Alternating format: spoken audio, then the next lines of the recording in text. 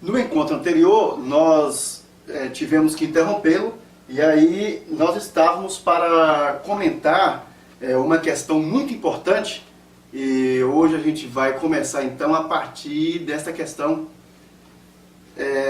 Eu gostaria que todos abrissem aí o meu livro na página 90. Esta questão da ESAF aí, muito importante. Eu já até deixei preparado aqui Já deixei aqui as premissas aqui no quadro, já deixei cada uma das proposições compostas que a ESAF cita aí, para a gente começar a análise. Esta questão ela é de suma importância. Por quê? Ela é a primeira questão que a gente vai trabalhar aqui que não deixa qualquer pista. É uma questão realmente inteligente. Não há qualquer pista para a solução. Você deve construir a pista. E só um comentáriozinho antes da gente começar.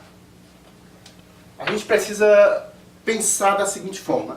O que fizemos aqui até agora? Nós vimos desde o início, desde o primeiro encontro, nós estudamos as proposições simples, depois estudamos proposições compostas, depois nós começamos, junto com proposições compostas, estudamos cada conectivo, não é isso? Então vocês já conseguem agora aplicar esse conhecimento para poder solucionar questões de lógica argumentativa, muitas delas. E a gente viu que a tabela verdade, ela foi utilizada diversas vezes e continua a ser, e esta bateria de questões que estamos solucionando são questões onde é exigida apenas o conhecimento da tabela verdade. Mas a gente viu que algumas questões elas trazem pistas que podem ser seguidas para a solução. Este é o caso de uma questão que não deixa pista. Você, o candidato, deve construir essa pista. Então, nesta questão, eu vou ler a questão antes, né? Vocês me acompanhem, por favor, aí, página 90. É uma questão de 2006 que a ESAF aplicou. Márcia não é magra ou Renata é ruiva? A gente já colocou aqui, esta é a primeira proposição composta. Ponto segmento, né? Beatriz é bailarina ou Renata não é ruiva? Outro ponto segmento. Renata não é ruiva ou Beatriz não é bailarina? Outro ponto segmento. Se Beatriz não é bailarina, então Márcia é magra. Ponto. Assim, vírgula. Ou seja, o autor da questão, ele cita diversas proposições compostas e depois cita as alternativas aí que você deve marcar. Por exemplo, a alternativa A. Márcia não é magra, Renata não é ruiva, Beatriz é bailarina. Alternativa B. Márcia é magra, Renata não é ruiva, Beatriz é bailarina. E assim por diante. Desta forma, vocês percebem que o que a gente deve fazer é encontrar algumas verdades e verificar qual é a alternativa que contém as verdades encontradas. Mas, professor, qual é a complicação dessa questão? Vocês observam que em momento algum o autor colocou pista para a solução da questão. Pelo menos eu não consegui visualizar essa pista. Claro, de repente alguém que consegue trabalhar ainda melhor do que eu e melhor do que outras pessoas com relação aos conectivos, de repente consegue descobrir uma pista aí muito facilmente, mas eu não vi pista. Ou seja, nós não temos aí, por exemplo, uma proposição simples, uma afirmação categórica do autor, como nós tivemos em outras questões. Nós não temos também uma proposição composta com conectivo e, ou seja, nós não temos uma conjunção, porque se tivéssemos uma conjunção, como a gente viu em questões anteriores, se tivéssemos uma conjunção, ao atribuir verdade, que é um dos passos do nosso método, ao atribuir verdade a toda a proposição composta, nós teríamos ambas as proposições simples como verdadeiras. Mas nesta questão, não há esse tipo de pista também. Então o que a gente vai fazer? Nós vamos seguir o método, né? Nós vamos continuar seguindo o método. E o método nos diz que nós devemos começar a solução de baixo para cima. Então estão aqui listadas todas as proposições compostas citadas pelo autor da questão. E nós vamos começar de baixo para cima. Ok. Segundo passo. Primeiro passo, começar de baixo para cima. Segundo passo, nós devemos considerar o todo como verdadeiro. Ou seja, nós vamos pegar toda esta proposição composta e tomá-la como verdadeira. A gente toma a proposição composta fornecida pelo autor como verdadeira, até que consigamos provar o contrário, ou até que o próprio autor, em algum momento da questão, diga o contrário. Então, nós vamos tomar esta proposição composta, se Beatriz não é bailarina, então Márcia é magra, como verdadeira. Aí você pode pensar assim, mas professor, em questões anteriores, a gente tentava resolver com a última proposição composta, não conseguia e passava para a próxima. Será que passando para a próxima não teríamos alguma pista? Alguém de vocês pode perguntar assim. Vou mostrar que não. Primeiro, a gente saía procurando, de baixo para cima, procurando a proposição composta adequada para resolver, porque a gente ficava procurando na proposição composta, por exemplo, aquela que contivesse algo da pista dada. Exemplo, suponha que nesta questão é uma suposição. Suponha que o autor estivesse dizendo assim, ora, Beatriz é bailarina. Ou então, sabe-se que Beatriz é bailarina. Nestas hipóteses, nós não trabalharíamos, aliás, daria para trabalhar, nós trabalharíamos com a última proposição composta, porém, nós já teríamos uma pista, já começaríamos atribuindo um valor lógico, verdadeiro ou falso, a esta primeira aqui, que não é o caso agora. Se ele tivesse afirmado algo sobre Renata, por exemplo, algo assim, que fosse realmente uma pista, por exemplo, uma proposição simples introduzida pela palavra ora, ou pela expressão sabe-se. Exemplo, sabe-se que Renata é ruiva. Aí, se o autor da questão tivesse dado esse tipo de pista, a gente não iria resolver a partir da última. A gente já iria, a partir da última, porém já iria chegar aqui na terceira e ver que nós temos Renata. E na pista que ele teria dado, teríamos Renata, ok. Mas neste caso aqui em especial, inclusive no meu livro eu elogio esta questão e digo que ela é especial e mostro por que é especial. Parece brincadeira, mas essas questões foram selecionadas justamente para que quando você resolvesse uma questão desta, você tivesse a possibilidade de resolver dezenas, centenas de outras parecidas. Ou seja, esse é o tipo de questão que quando você resolve, você vai acabar resolvendo inúmeras outras. Então, faça, refaça esse tipo de questão, como está sendo gravado, reveja, depois vocês vão receber o CD, o colega vai passar para vocês revejam essas questões, a correção delas e tal, porque são questões que você vai encontrar inúmeras outras por aí. E este é o tipo de questão que derruba muita gente em concurso, porque trata-se de uma questão demasiadamente inteligente. Bem, o que vamos fazer então, professor? Ora, nós vamos atribuir verdade à última. E aí temos um probleminha, né? Os mais espertos já perceberam, professor, se atribuirmos verdadeiro à última, nós teremos um problema. Nós teremos 3 situações diferentes a considerar. Como assim? Verdade. Observem, você vai ter sempre que fazer essa perguntinha. Que tipo de conectivo eu tenho nesta proposição composta? O conectivo, se, então, logo trata-se de uma condicional. E nós sabemos que, pela tabela verdade da condicional, toda condicional, ela somente será falsa quando a primeira for verdadeira e a segunda for falsa. Só nessa situação que ela é falsa. Nas demais situações, ela será sempre verdadeira. Ou seja, nós temos 3 outras situações em que a condicional acaba sendo verdadeira. E agora, professor, se nós tivéssemos que atribuir falsidade a tudo isso aqui, ficaria fácil. Se tudo isso aqui fosse falso, a primeira seria verdadeira e a segunda falsa. A primeira proposição simples, Beatriz não é bailarina, seria verdadeira. E a segunda proposição simples, Márcia é magra, seria falsa. O problema é que nós precisamos atribuir verdade a tudo isso aí. Isso nos deixa variadas opções para cada proposição simples. Mas e agora, professor? E agora? O que fazemos com o método? Observem. Se nós fôssemos construir a tabela verdade da condicional, ficaria assim. Olha, nós temos P, que é Beatriz não é bailarina, né? Nós temos Q, que é a segunda proposição simples, Márcia é magra.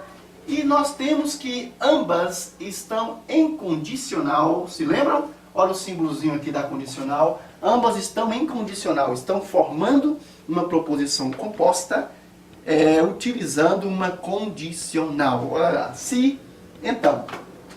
Vejam bem, a gente já sabe que é possível construir a tabela verdade de qualquer conectivo mentalmente.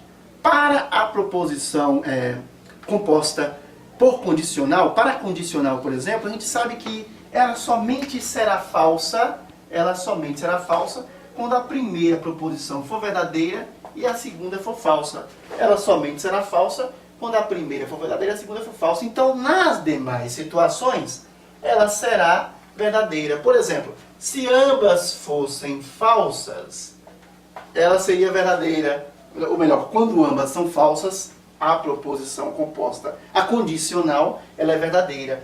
Também, quando a primeira é falsa e a segunda é verdadeira, a proposição composta em condicional será verdadeira. Ou quando ambas são verdadeiras.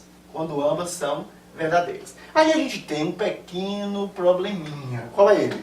Se atribuirmos, se não, que vamos atribuir, né? Ao atribuirmos verdade a toda esta proposição composta, ao atribuir verdade a toda ela, nós teremos que 3 situações poderão ocorrer. Observem.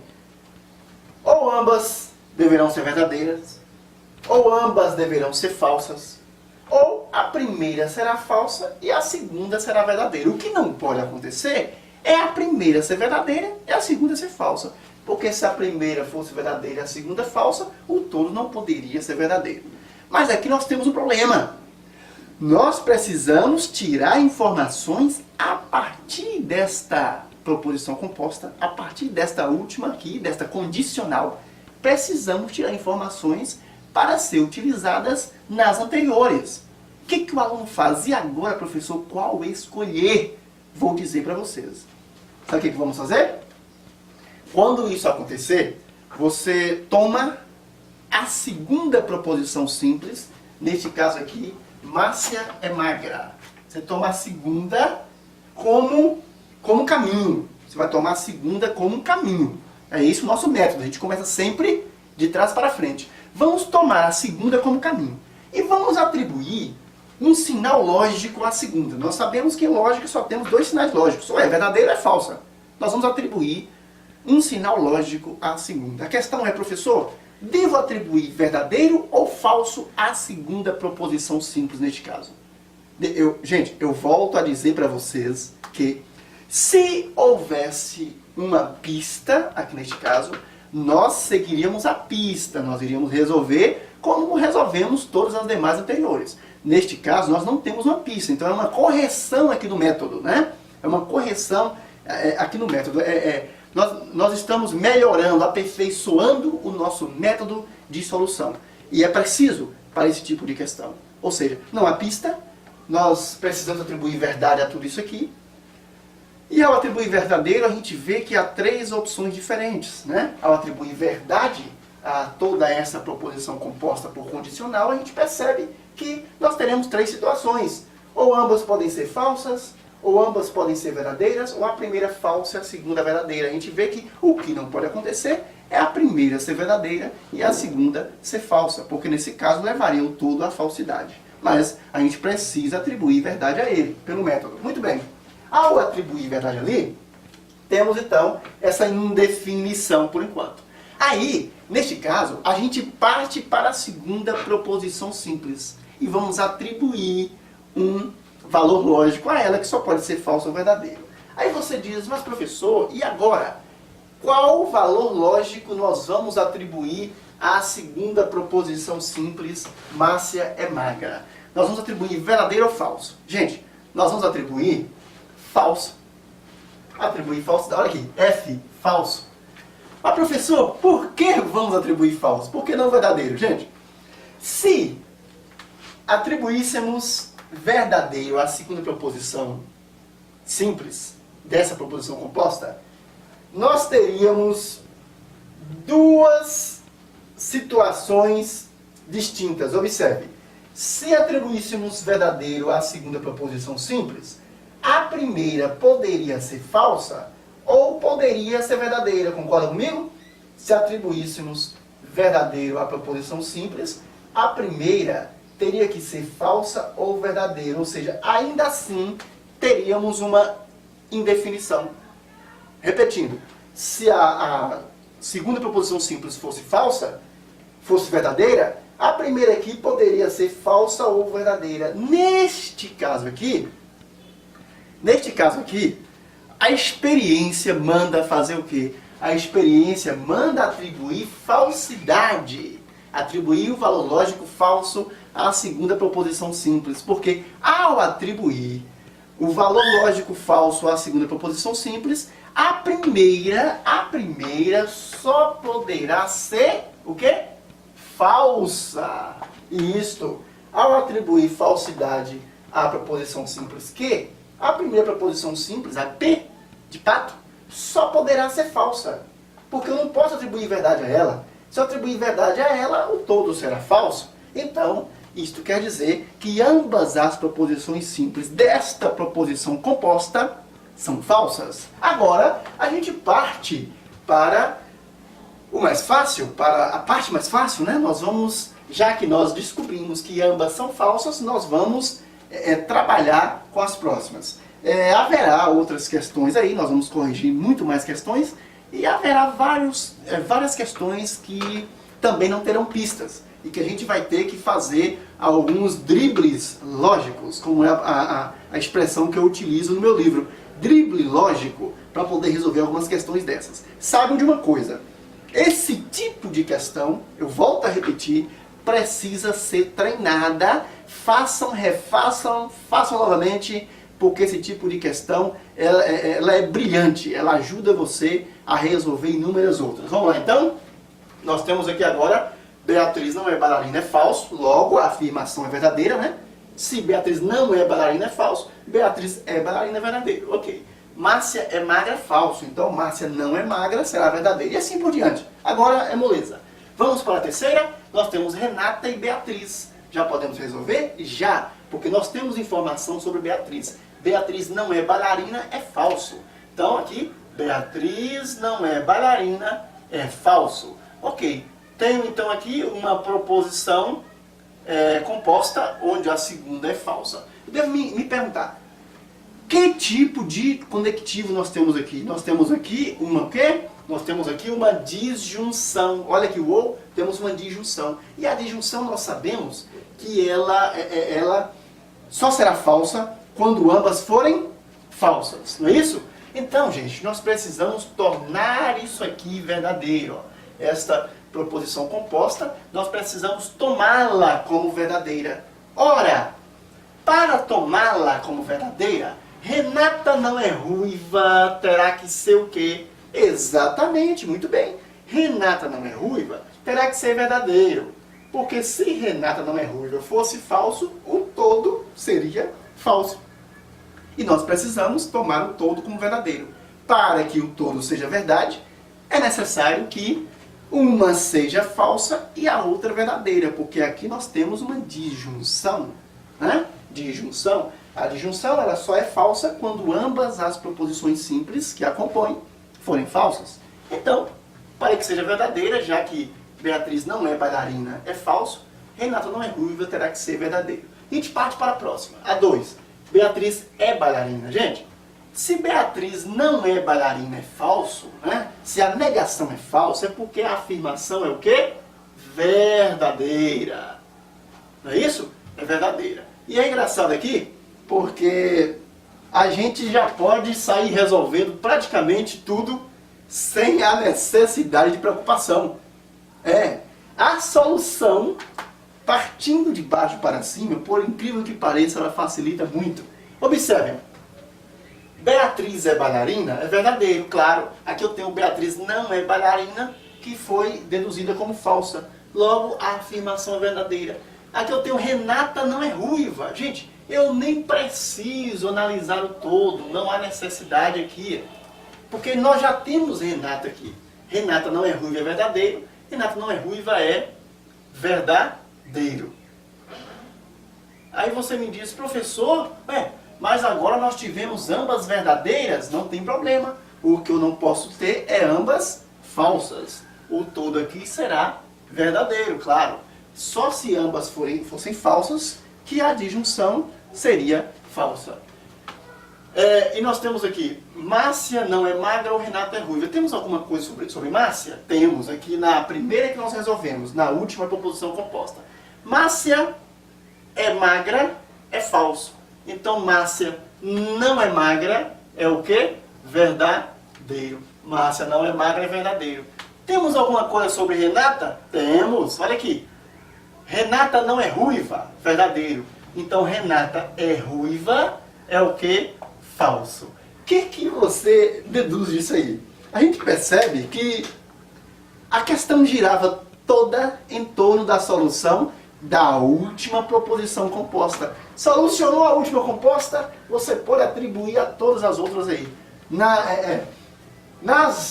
primeira e na segunda, você não tem nem mesmo a necessidade de se preocupar em analisar o todo, porque você já consegue atribuir os valores lógicos a cada uma e sair trabalhando.